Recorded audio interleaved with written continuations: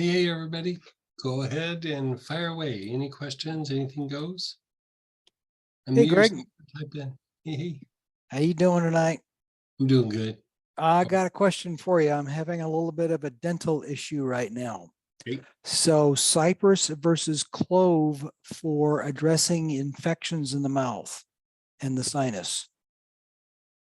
My problem is I've got a hole from my molar up into my upper right sinus, my lower right sinus.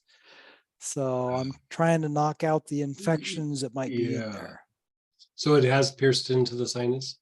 Yes, I had a tooth extraction and the tooth left a hole. Yeah, yeah, that happens sometimes. Um,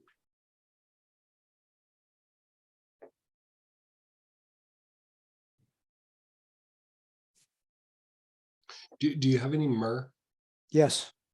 I'd go crazy with the myrrh. Like Okay. for a couple of reasons. So for one, it's going to be good for infection. It's good for things going on in the mouth, things Mm-hmm. of that nature.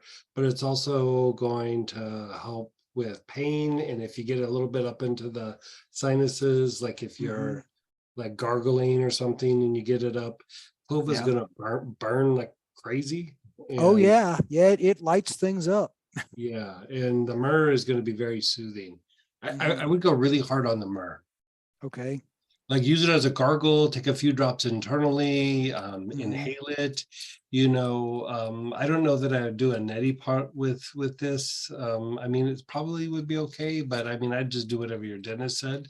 Yeah. But even in neti pots, like I don't ever really talk about doing neti pot stuff, Yeah. but um, I know some medical aromatherapists that they would have people put a few drops of myrrh in the neti pot and then do the thing up the nose. And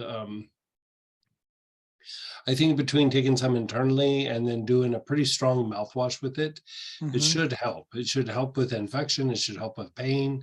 It should help soothe the mucous membranes. Like I think you kind of get it all with that. And if some of it goes up into the sinus through that hole, I think Mm-hmm. you're still pretty solid. Okay. Yeah. So I'm going to do some lymph circulation thing just because there's an infection. Yeah. Yeah. Is Yeah. is there anything else about lymph circulation in the mouth I need to be aware of? Well, I mean, I would do things just like you said to keep down infection. And Mm-hmm. so, rosemary verbena internally, or like one of the thymes internally, Yeah. bay laurel internally. I would still take something a little bit internally. I like the rosemary verbena just because it is good for inflamed mucous membranes in the sinuses. Yep. But you probably have more of a mouth thing than a sinus thing. No, no, I'm getting stuff out of my You're nose. getting them both. Sinuses do. Yeah. Yeah. If you have some rosemary verbena, I do like 2-3 drops internally a couple of times a day. Okay. You could do more if you fill up to it. Okay. Either more often or a little bit bigger dosage. Okay. Yeah. Okay. Any oils specifically that will build mouth tissue?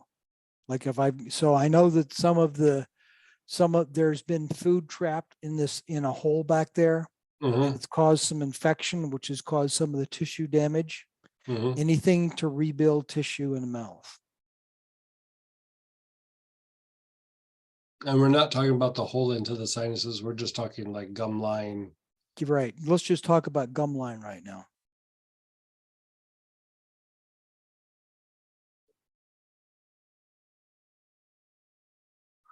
I mean, cypress potentially could do it a little bit. Mm-hmm. Um,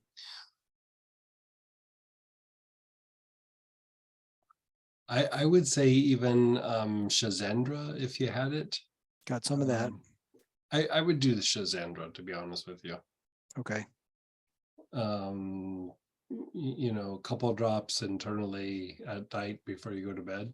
Mm-hmm. And again, you could bump that up if you can handle 4 or 5. You can do 4 or 5. Okay. Yeah, yeah, that's a bummer. I treated Yeah. that in somebody. Boy, it was about 12 or 15 years ago, and Yeah, you don't really think about that piercing up into the sinuses like that, but it can happen from time to time. There's one of the molars at the roots go back up into the sinus. Yeah. Yeah, yeah. Yep. Okay. Another one on this, anything to build any oil which encourages bone creation, bone rebuilding. Um, I know from some of your other classes, maybe yeah. not, but I got to Well, ask. like in any time you're trying to like build bone back, like it's degeneration versus like a broken bone. Yep. But you might be able to cross over a little bit.